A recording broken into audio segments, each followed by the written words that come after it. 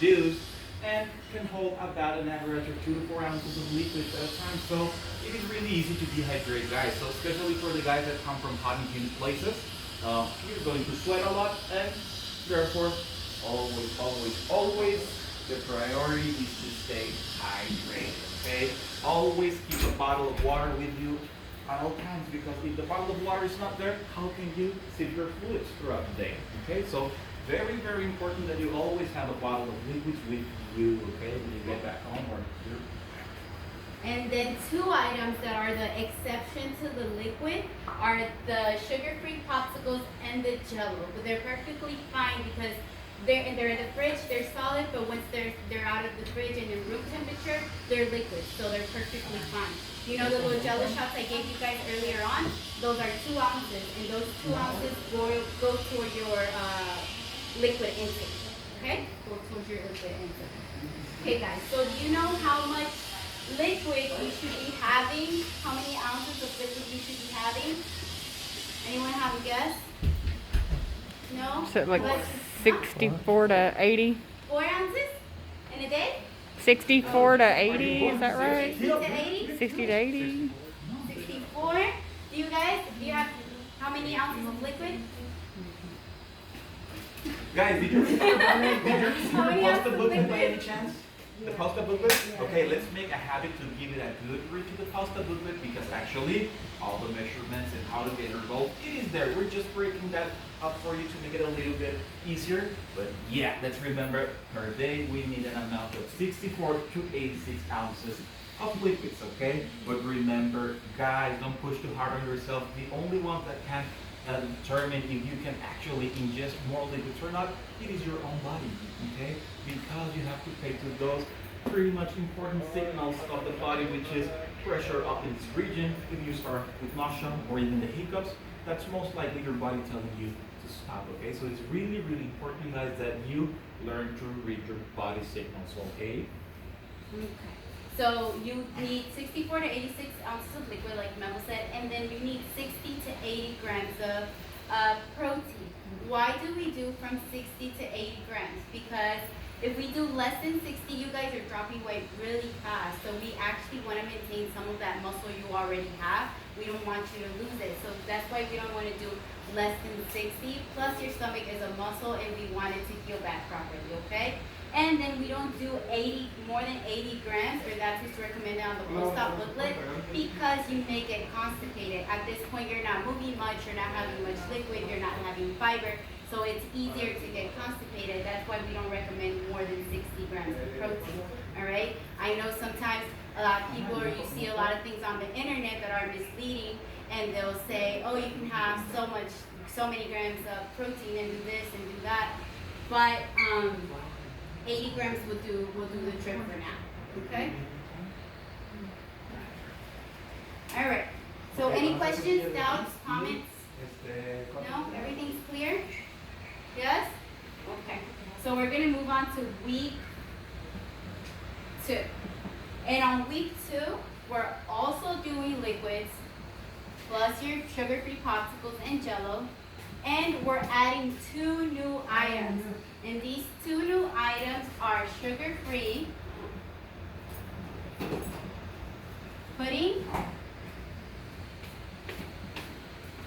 and plain Greek yogurt.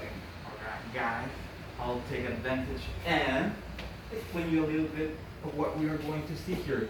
We started off the liquids, right? The easiest to absorb. Now we are upgrading in our texture digestive scale a little bit more. Consistencies that are a little bit in our opinion mushier, right? Yes. Not so liquid. And to show you the perfect difference, this is the kind of consistency that we are aiming in week 1, okay? Liquid. You see, no residue on the spoon. Let's imagine that the spoon is actually our intestinal tract. So we don't want to end up with residue in the week 1. So now that we train our stomach or digestive system a full week of liquids, we are now ready to digest these type of consistencies, guys, which in my opinion are a little bit mushier, a little bit thicker. Yeah. So now we're ready to incorporate the Greek yogurt and the sugar-free pudding, okay? Okay? A lot of people ask us, can the pudding be chocolate? Maybe vanilla? Yes, it can. Just be careful with chunks. You know, like the rice pudding ones? Don't do rice pudding yet, okay? It has to be the smooth consistency one. The smooth consistency, just like the yogurt Memo showed you, okay? Has to be this consistency. It can't have any chunks in it. And then a lot of people ask us, well, can we do the strawberry Greek yogurt and things like that? And we say no, just because we want to be on the safe side and we want to avoid it having any chunks or seeds. So that's why we do the plain Greek yogurt. Plus, we have a lot of cool recipes for you to try when you're on week 2. For example, guys, you guys remember your chicken broth from the morning? When you did chicken broth, you taste it? Okay. So you're gonna make your chicken broth. And instead of adding the Isopure, the unflavored Isopure, you're gonna add yogurt into it. Like if it were sour cream. Oh, and it's gonna the make face that he gave us, Billy gave us was amazing. Was like Yeah. shock. Yes, you Yes, can mix you your can Greek make that. yogurt with And it's chicken gonna broth. be a creamy consistency kind of soup, and you can have that on your second week. So that's one idea we have. And then another one, Memo. That's pretty much for you guys to digest textures that are a little bit different than the liquids, okay? Because basically with two, it's liquids continue, all right? But we can play around with those type of recipes in order to get our digestive system ready to those kind of textures, okay? Because at the end of the day, what is the goal for us? To digest regular textures. So we got to start retraining our stomach in each and every one of the textures per stage, all right? Just like a baby. When a baby is born, do you give it beans like right off the bat? No, you don't do that, okay? So it's the same thing. You start off with liquids and you progressively go slowly but surely going into those different textures and different consistencies, okay? Like we have another cool recipe which we use Greek yogurt. Does everyone in here like Greek yogurt or no? Yeah? Oh, that's nice. Okay, so we make Greek That's a first. yogurt, and you can either put Crystal Light in it or protein. And then you can make like yogurt popsicles. It's just yogurt and protein. That's it. And they're really good. He tasted them. Yes, they Edward are. tasted them. They're really good. Yeah. Yeah, They- they usually turn up looking like this, okay? And this is only protein in Greek yogurt, okay? We found out that you guys do not like so much Greek yogurt, so we're finding the best ways to mix it up and actually And give you different ideas, because I think the wider options you have, even if it's the same ingredients, but you know it looks different, you trick your mind and you stay on track, because you're not doing the Premier, you're not doing water with protein, you're not water with chocolate. You have a lot more options. So that's why we do this and we show all these type of things for you guys, and Jello shots and all those good things. All right. So. questions, guys, regarding week 1 and week 2, guys? No, not for you? No, sir? My boss, brother? Yes, yes. Okay. Okay, we are ready to jump into week 3 and 4, which is a fabulous stage of your journey, and it is the pureed food, okay? Everything has to be blended into the consistency of applesauce. Does everyone know applesauce? Alrighty, okay, everything that you are going to include at this point must be blended, alright? So it is vital at this point to get a hold of a blender, alright guys? Alrighty. Okay, so how just like Memo said, we're week 3 and 4, we want applesauce consistency, but there's one rule to this. On your week 3, your applesauce consistency is going to be a thinner applesauce, or more like liquidy kind of applesauce, like a more liquefied one. And then on week 4, your applesauce consistency will be a little bit thicker. Okay? And then on week 3, we want to start off with one food item at a time. So for example, if you do carrots, you would do carrots alone. Because if you do carrots with broccoli and then you get discomfort or you get bloated, you're not going to know which one it was. But if you do carrots and your stomach doesn't like carrots, you're going to know it's carrots, okay? So on week 3, just kind of play around with your foods, one item at a time, and see what your stomach likes and doesn't like. Okay, so that's one food item at a time.